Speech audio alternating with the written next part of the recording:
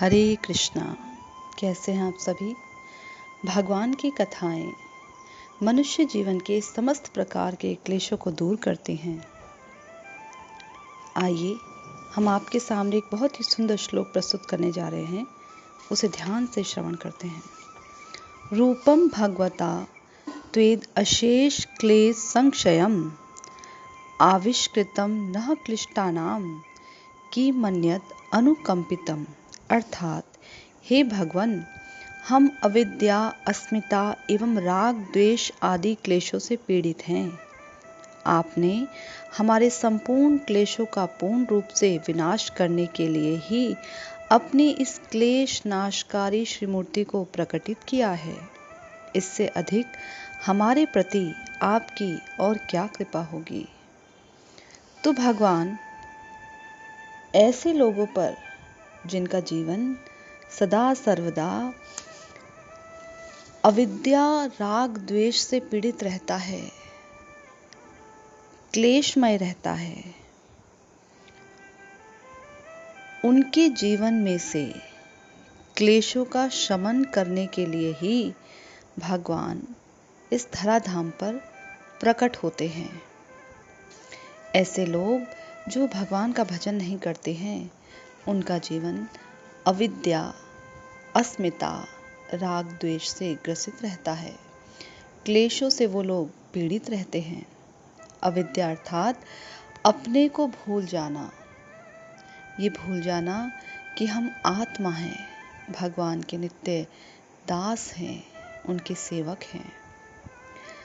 अस्मिता अहंकार की प्रबल भावना, मैं और मेरे का गलत अभिमान, ये भूल जाना कि मैं कृष्ण का दास हूँ और मेरे एकमात्र केवल भगवान ही हैं। इस भाव को भूल जाना और उसके स्थान पर गलत भावना यानी अहम की भावना का प्रगाढ़ हो जाना। राग द्वेष जिससे हमारे स्वार्थ की सिद्धि हो, वह होता है राग, प्रीति, और जिससे हमारे स्वार्थ के नष्ट होने का भय हो, यह भाव ही है द्वेष। भगवान जब अपने रूप को इस धराधाम में प्रकट करते हैं, तो जीव के समस्त क्लेशों का संपूर्ण रूप से शमन हो जाता है, विनाश हो जाता है। जब वे भगवान के श्री विग्रह का श्रवण, कीर्तन, स्मरण करते हैं, उनके दिव्य नामों का, उनके रूप का, उनके गुण लीला कथाओं को सुनते हैं, उनका मनन चिंतन करते हैं, तो बद्ध जीव के समस्त प्रकार के क्लेश समाप्त हो जाते हैं। यही भगवान की असली कृपा है। जब कोई बद्ध जीवात्मा उनकी सेवा करता है, पूर्ण शरणागति के साथ उनके चरण कमलों की सेवा करता है, तो उसके जीवन के समस्त प्रकार के दुख शमित हो जाते हैं।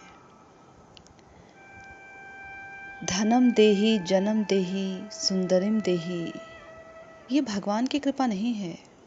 कोई ये सोचे कि धन आ जाए, वह खूब धनी बन जाए, तो ये भगवान की कृपा है, सब भगवान की कृपा है।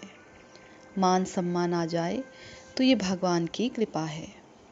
सुंदर सुशील पति मिले, पत्नी मिले, बच्चे मिले, तो ये कृपा है।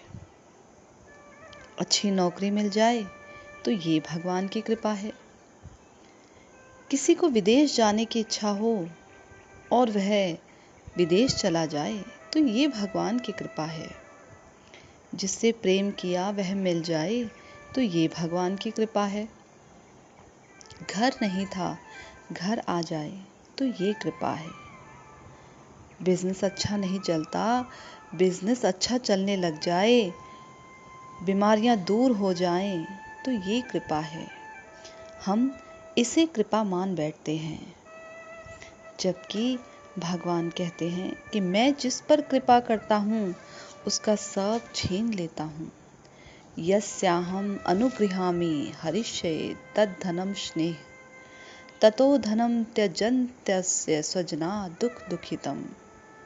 जिस पर मैं अनुग्रह करता हूँ, कृपा करता हूँ, धीरे धीरे उसका समस्त धन मैं हरण कर लेता हूँ। ऐसा धन जो उसे मुझसे दूर करता है, लोभी स्वजन, लोभी मित्र जो उस धन के कारण उसके आसपास घूमते हैं, धन खो जाने पर, चले जाने पर भी स्वजन उसका परित्याग कर देते हैं। इस प्रकार वह कष्ट पर कष्ट सहता है। तब उसे मेरी याद आती है, वह मुझे पुकारता है और तब पूर्ण शरणागति के साथ वह मेरा आश्रय ग्रहण करता है और तब मैं उस पर अपनी अहेतु की कृपा करता हूँ, उसे अपनी अहेतु की भक्ति प्रदान करके। तो ये भगवान की असली कृपा है। लेकिन भगवान, ऐसे लोग बिरले ही पाए जाते हैं जिस पर भगवान इतनी विशेष कृपा करते हैं। अन्यथा तो भक्ति करते समय, भजन करते समय हम भगवान से केवल अपने संसार को ही बनाए रखने की इच्छा रखते हैं।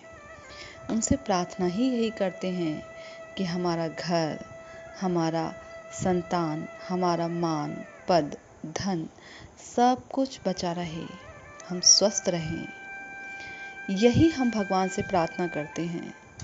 लेकिन जब किसी के हृदय में, किसी ऐसे विशेष कृपा पात्र जीव के हृदय में जब ये भाव उदित हो जाता है कि उसे केवल और केवल भगवान की ही सेवा करनी है, उसे भगवान के अतिरिक्त किसी और की चाह है ही नहीं, जब ऐसी किसी जीव के हृदय में, सौभाग्यशाली जीव के हृदय में ये भावना प्रबल हो जाती है, तब भगवान उस पर कृपा करते हैं उसकी इच्छा को देखकर।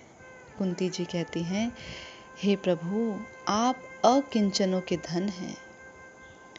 ऐसे लोग जिसके हृदय में आपकी सेवा के अतिरिक्त और अन्य कोई अभिलाषा बाकी नहीं रह गई है, आप ऐसे सौभाग्यवान जीवों के धन हैं, ऐसे अकिंचनों के आप धन हैं।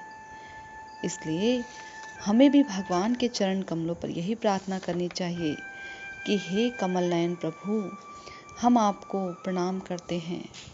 हमारा चित्त भी, हमारा मन भी, हमारे हृदय में भी ये भाव उदित हो कि हमारे जीवन में केवल और केवल आप ही शेष रह जाएं। हरे कृष्णा।